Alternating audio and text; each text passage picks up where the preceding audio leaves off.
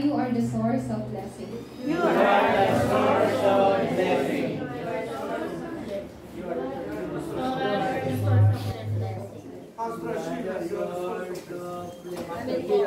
Kailan po kaya kayo magsasabay-sabay? 1, 2, 3, go! Dapat sabay-sabay. Okay, amen po.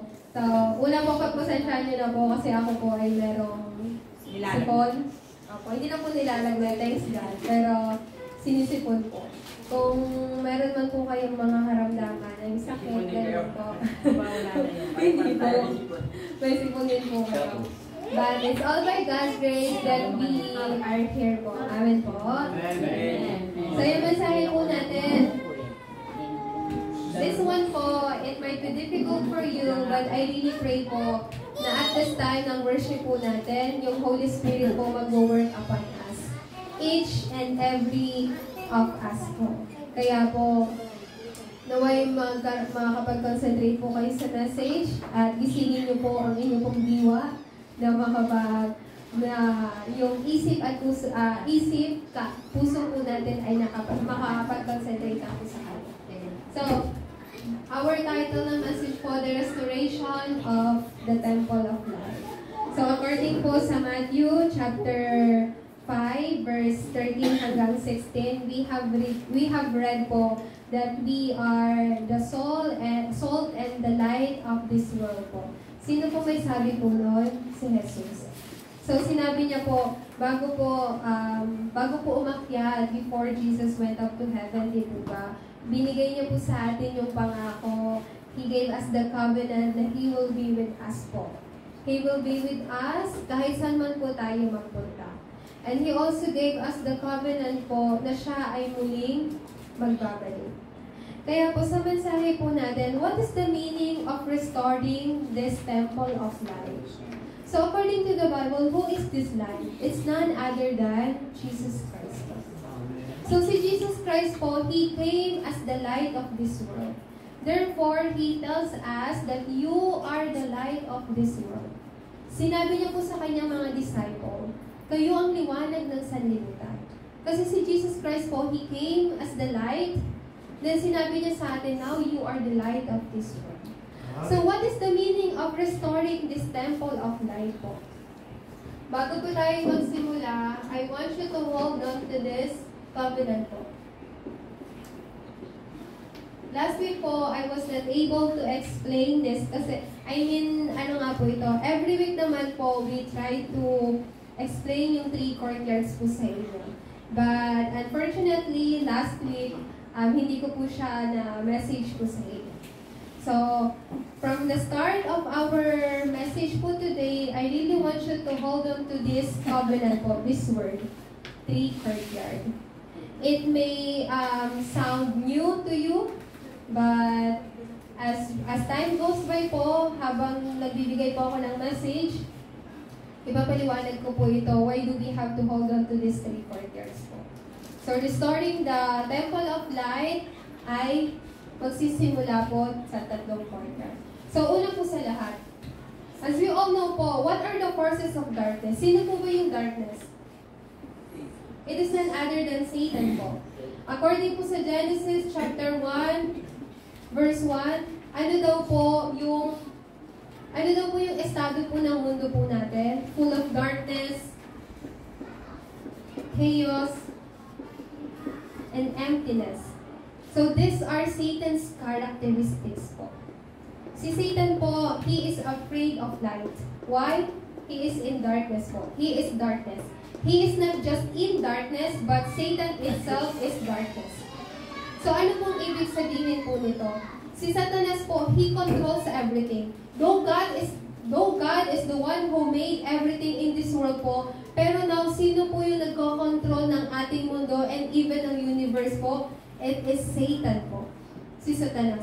So that's why po sometimes, kapag there's something na nangyayari po sa paligid natin, may mga krimen, we may think na, how come na yung mga ganitong bagay is nangyayari? Parang it is not, parang hindi na to gawa ng tao. Sometimes nagugulat po tayo.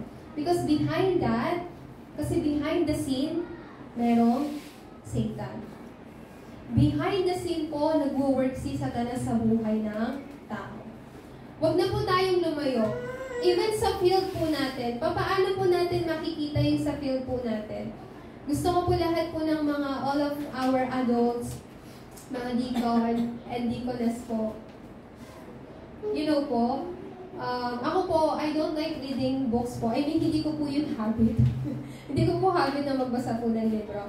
Pero when I was reading book, I read this one sentence po. You know po, poverty is curse. Alam niyo po kung bakit? Bakit po? Bakit masama bang, is it my fault that I was born in this, ano nga po ito, poor country? Is it my fault that I was born in this poor family? But you know po, ang kahirapan po, ginagawa po, pinapanghawakan po yun ni Satanas to deceive us. So kapag lagi nating iniisip, I am in this state of poverty, mahirap ako, hindi ko to kaya. Ibig sabihin po nito, you're letting Satan to hold on to your thoughts po. Hinahayaan po natin si Satanas na panghawakan yung isip po natin, yung kaisipan po natin. So, hindi lang po yung country po natin. Marami pong country, compare po sa Pilipinas, who are mas mahihirap pa po kaysa sa country natin. But then, behind that scene po, nag-work si Satanas. Even yung diseases. So, tatanungin ulit natin, is it really my fault that hindi naman I was born dito ba? Sometimes yung, alam nyo po, yung crippled man, like 40 years since birth, he was a crippled man po. So, is it his fault that he was born as a crippled man? Hindi po, di po ba? Pero tayo po, yung karamdaman, pagkakaroon po ng, ano nga po yun, sakit po, halos from generation to generations, it's all curses po. Who brings that po? Sino yung behind the scene? It is Satan. When we say behind the scene, he works unseen to our eyes po. What else po? Napakarami. Hindi ko na po iisa-isahin, pero yung culture po, like just po dito sa EPSA, drugs, addiction, different kind of addiction. Sa mga bata po, they still don't know this po, but sa mga bata, they really fall into games addiction po. How about yung mga adult? Alcohol, gambling. So all of these are forces of darkness. So do not ever be deceived by Satan po. Kasi si Satanas, hindi po though he is unseen to our eyes po, pero Satan is completely sees human thoughts po. Hindi natin nakikita si Satanas, pero kompleto niya pong pinapanghawakan yung kaisipan po natin. May mga ibang churches po, they do not try to message yung about kay Satanas. Why? Kasi sasabihan sila, heresy yung church na yan. Kasi they always talk about yung Satan. But sa Bible po, there is only one book in the whole world po that talks about Satan's characteristic. Saan po? Sa Bible lang. Amen. Yung mga favorite Wattpad ng mga children, or have you ever read yung Wattpad po? Yung mga romance, mga fantasy. Wala po kayo makikita po doong mga characteristic ni Satan, only in the Bible. But then, there is only one book po, only one book that really tells us how can you overcome Satan's power. And it's also in the Bible. Kaya po, Bible is the Word of God. Kaya po, we cannot, through our own efforts po, hindi po natin makakaya to solve this. Sabihin na po natin, magtyaga ka lang, magsipag ka lang, you can escape from your poverty. Or just have a healthy life, you will escape from your diseases. But then, alam niyo po, lahat ng tao, even successful individuals, great individuals, even then, they fall into this kind of state po. Kahit hindi dito, pero here. Almost here po. Diseases. Then, even addiction. That's why, because dahil alam po ng Diyos na we cannot solve this sa pamagitan ng sarili nating kalakasan, God gave us the light. Who is this light po? Jesus Christ. Yes. You all know po, Jesus Christ. The only method po to overcome this darkness is this light. Amen. What kind of light? Jesus Christ. Not any kind of light, but the light that comes from Jesus Christ. According po sa Genesis chapter 1, verse 3, sabi po, ano nga po ito? Sinabi po ni God na let there be light and there was light. Kasi sa Genesis chapter 1 hanggang 2 po, wala pong liwanag ang mundo po natin. But sabi ng Diyos, let there be light and there was light. Our world is created po through the Word. And that Word po is Jesus Christ. He came as the light. Pangalawa po, do not forget po, ibig sabihin po nito, Jesus Christ, He is the creation of light. Light of creation, sorry. Light of creation. Pangalawa po, Isaiah chapter 60, verse 1 hanggang 2. Sino po itong si Yesu Cristo? He is the liberating light of the Lord. Ibig sabihin po, He is the light who gives us freedom po. From where? From here. Si Jesus Christ po, siya po yung nagliwanag po sa inyo. Pangatlo po, sino pa po itong si Jesus? According po sa Psalm 119 verse 105, He is the light to our feet, our path. Ito pong si Yesu Cristo. Pang-apat, according po sa John chapter 1 verse 11, He came as the light of this world. Sino po itong light? Si Jesus Christ po.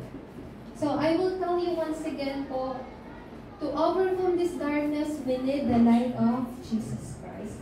To overcome poverty, diseases, different kinds of addictions, we need the light of Jesus Christ. Kaya po, according po sa Acts 4:12, no one else. Wala pong ibang pangalan, only the name of Jesus Christ lang po. Kaya po, holding on these forces of light na walang iba po kundi si Yesu Cristo, only Jesus Christ, you must hold on to these 3 courtyards. Ano po ba yung 3 courtyards?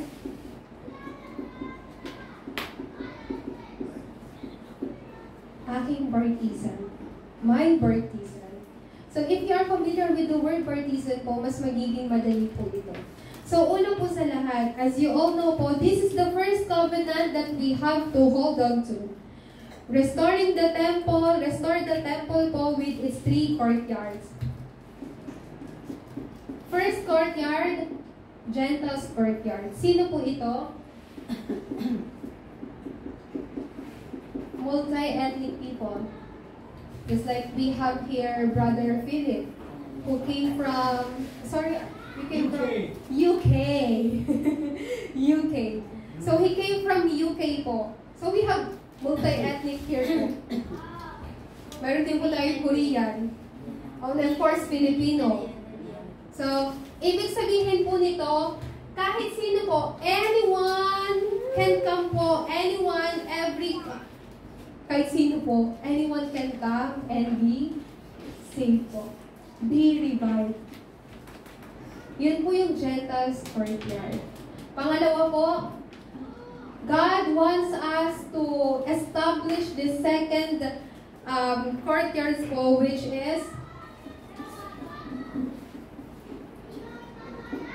prayer courtyard.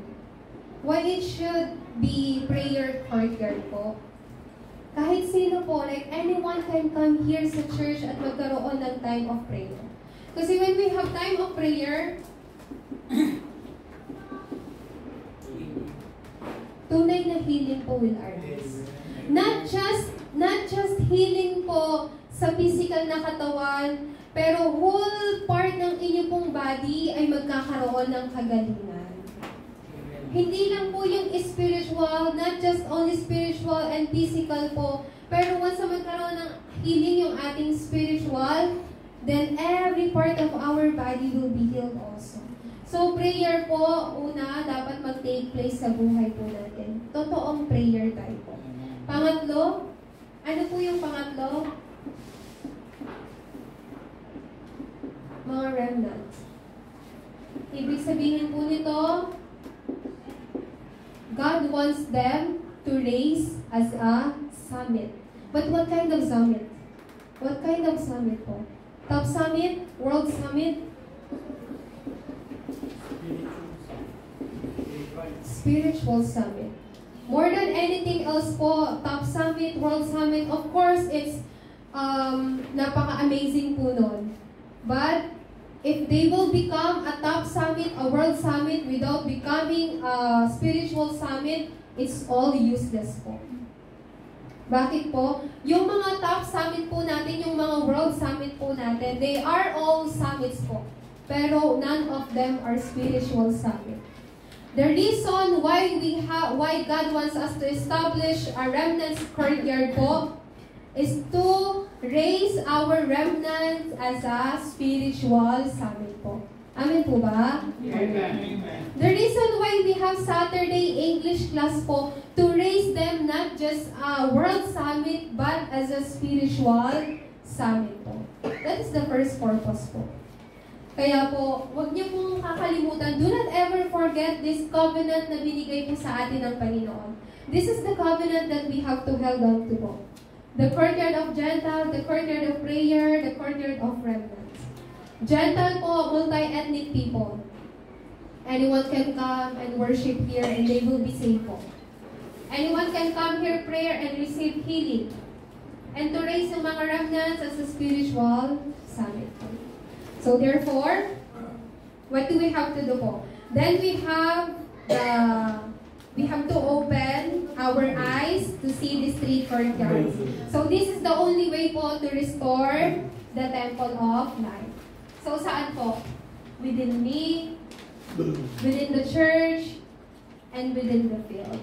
So last week po, tawag po nun, I tried to give you the message about the 777 prayer.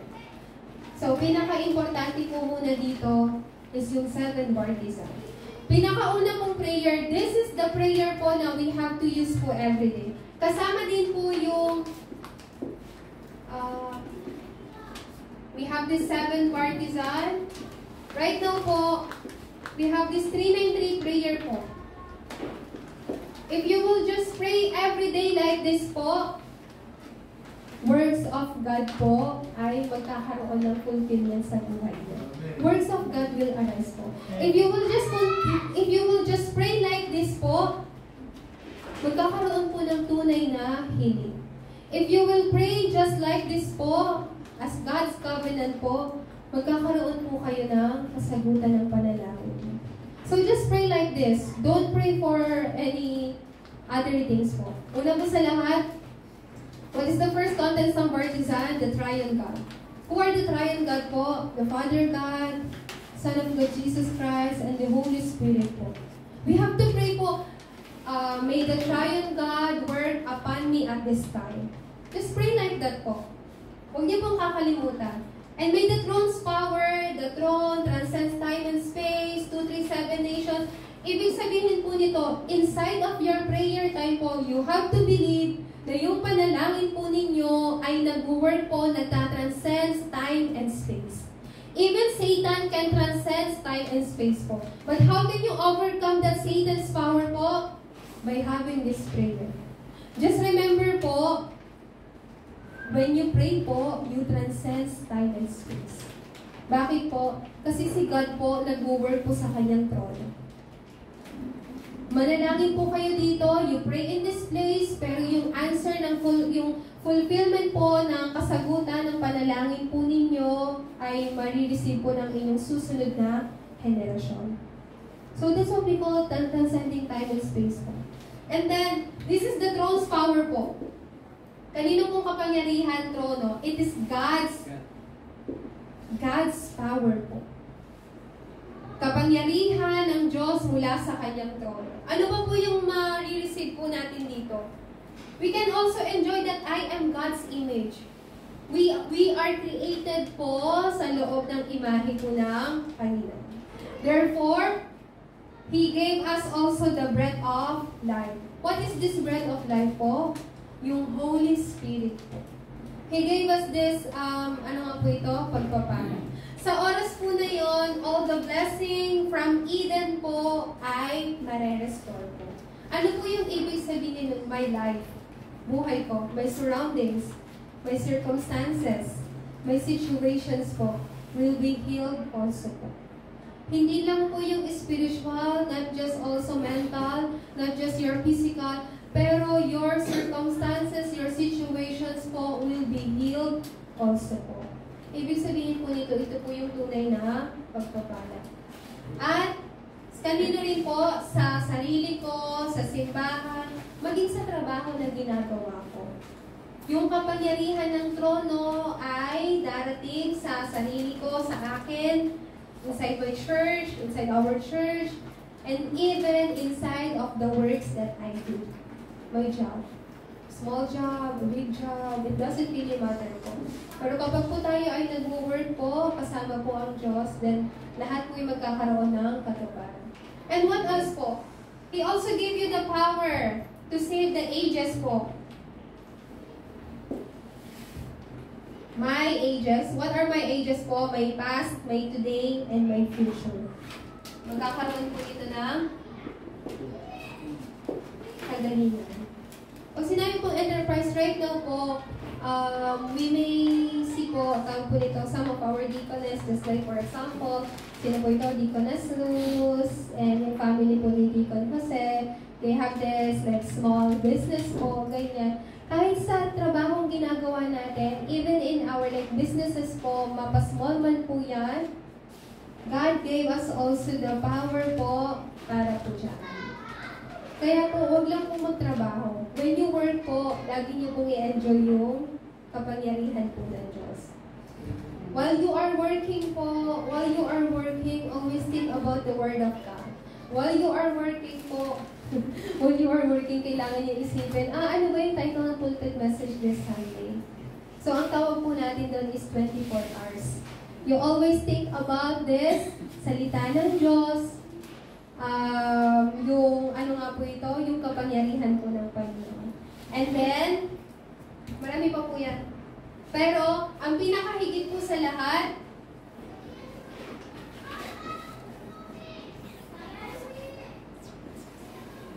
nililigtas po yung ating kapanahonan.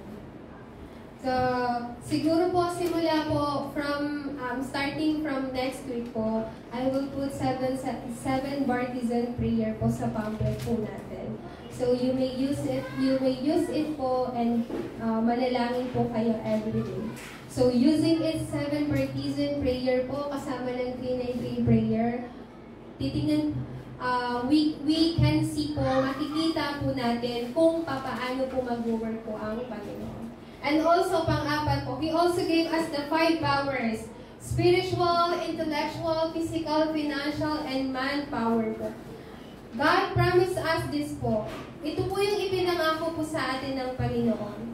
So, though spiritual power is important, how can we gain spiritual power? Only by the Word of God po. Only by the Word of God. We can gain spiritual power po by receiving this Word of God from our pulpit po. That's why our worship time napaka-importante po. Kasi during our worship time, God gave us His Word po. And He promised us this Word magkakaroon po ng fulfillment sa buhay ninyo. Therefore, you gain spiritual power po. What else po? Hindi lang po yan intellectual, even our physical power po, magkakaroon din po ng restoration. How about financial power po? Alam niyo po kung saan magsisimula yung financial power natin? This one po, dapat po nating maintindihan. Our financial power po, I mean, every blessing po really comes to the Lord. Amen po ba? Just like King David confessed po, everything comes to the Lord po. Everything. At ibinibigay ko lang, ibinabalik ko lang sa Panginoon kung ano yung ibinibigay niya sa akin. Kaya po,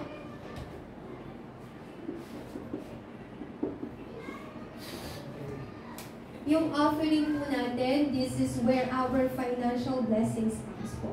Hindi lang po yun. According po sa Bible,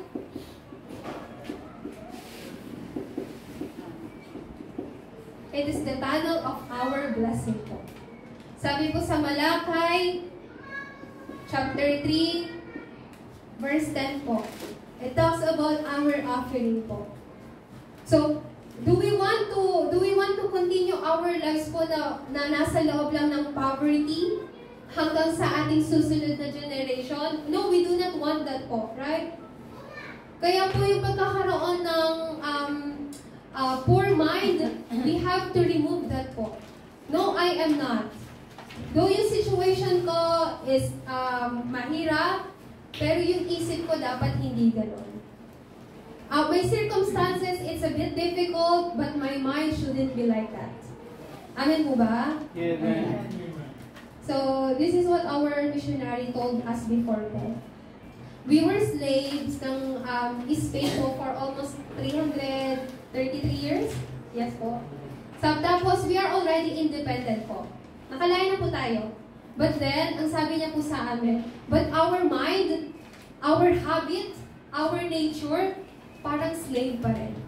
So, this is what I'm talking about po. We already children of God. Amen po ba? Amen. Amen po. We are no longer slaves of Satan. But then, if we will keep on having this poor mind po, our next generation po will be suffered. Amen po ba? Kaya po, do not ever that kind of poor mind po. Though our children, makulit, di nakikinig, pero alam niyo po, sila po yung, this one po, they are the remnants po. They are spiritual summit po. Kaya nga po, just remember po, our offering is tunnel of blessing po. It says from the Bible, from Malakay chapter 3 verse 10, we have to keep our 10 tithes po sa Panginoon. 10% po ng ating kinikita. 10%. God did not tell us po, give me the 90% of your gains. Kasi kapag kinuha niyo po sa atin yung 90%, wala na pong matitira po sa inyo. So God only said 10% of your gains, give it to me. Saan po ibibigay? Temple. Church po. Naunawaan niyo po ba? Then God will restore everything sa buhay po ninyo. Our missionary po, they have lots of, ano nga po ito? Testify about this. Pero masyado na po kasing hahaba yung oras natin pag nilisa-isa ko pa. Pero they really experience the tunnel of blessing po. Especially our family po. Even our family po. So just remember po, my offering, my tithes is a tunnel of blessing. Lord, at this time, I will not have this poor mind.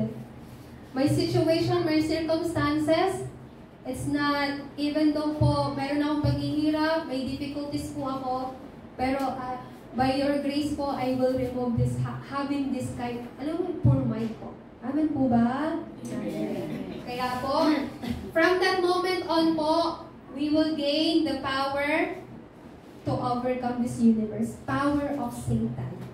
Unseen to the eyes. Then, God will show us our CVDIP. C, covenant.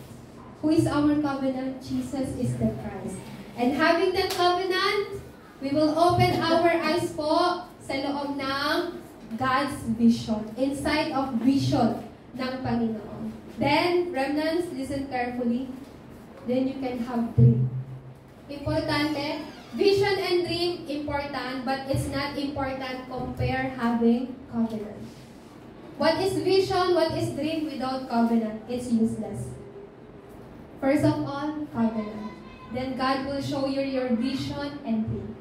Image and practice. Amen po? Jana? Ting ting? Amen? Amen. So, covenant po. C. Napaka-importante. This world po, meron pong vision, meron dream, but they do not have covenant. Eventually, they will fail po.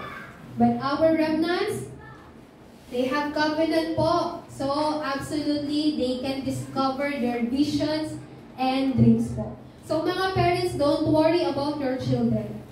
Just pray for them po. You are the prayer background of your children po. Encourage them to worship po. Encourage them to worship. Encourage them to go here sa church po every Saturday to study English, to study Korean, to study instrument po. You are weak, we are weak, you are lacking, but you can encourage them po. Amen po ba? Amen. You can encourage them po. Oy, remnant, you are very important. You have to go to church and listen God's word carefully.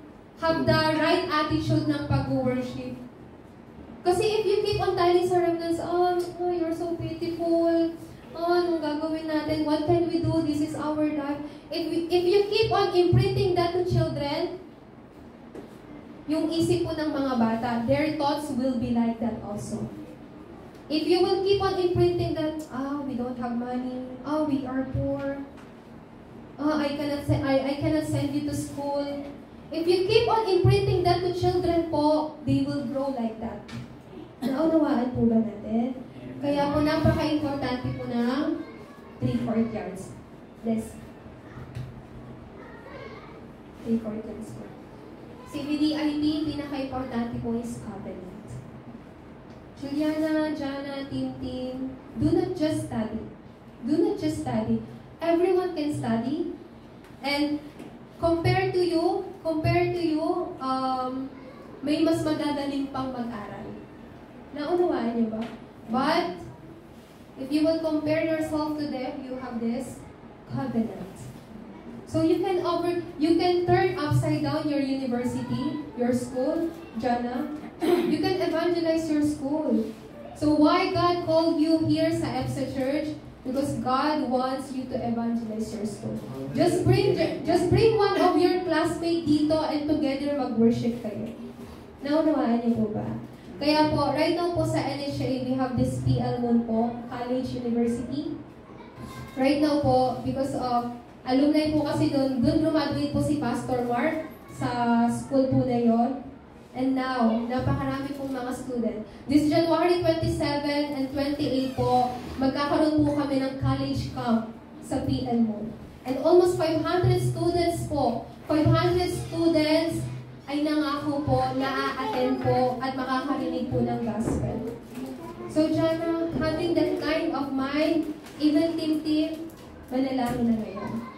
So, you may bring just one of your classmates sa church and together mag-worship. At pangalawa po, dalian natin. Within the church po, this is Moises po, Moises' mother. But you know po, ano pong ginawa niya?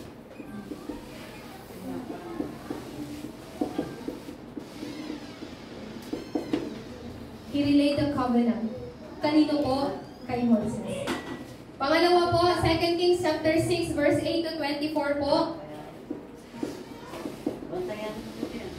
Sa Dothan po, sa pamagitan po ni Elisha, na-raise yung Dothan movement. That's why na-raise yung mga remnants. And sa Daniel chapter 1 verse 8 hanggang 9, si Daniel po. Daniel served 3 different kings within our church po. Moises' mother, he relayed the covenant. Si Elisha po sa Dothan, ginather niya po yung mga remnants, so remnant movement arose po. Sa Daniel chapter 1, 8 to 9, si Daniel po, same position niya, pero he served 3 different kings. So within our church po. And how about within our field? Right now, ano po yung field po natin? You're here right now. Wala po kayo sa ibang lugar. You're here right now sa EPSA. So there's a lot of culture po. Idolatry, shamanism, demon-possessed movement, napakarami po.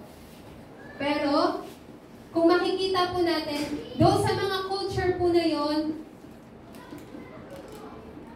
all of those are dark culture, pero just like Paul, si Paul po, he went to this field po and he boldly preached the gospel po.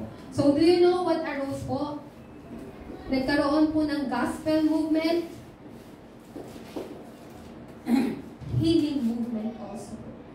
Marami pong mga tao ang nagbalik po sa Panginoon.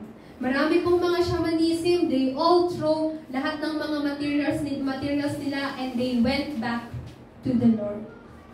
So this is what will happen po if we accurately hold on to the covenant. Pangalawa po, have you heard this word synagogue? So right now po, this is cool.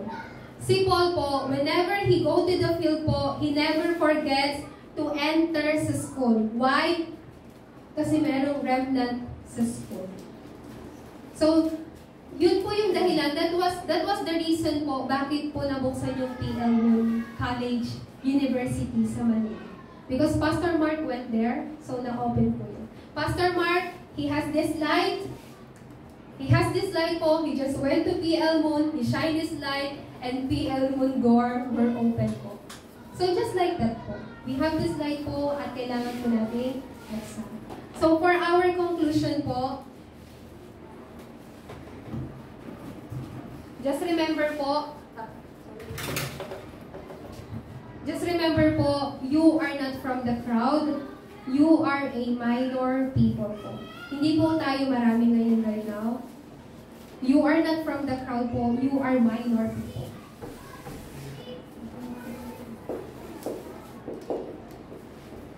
Pag sinabi pong minor, kakaunti lang.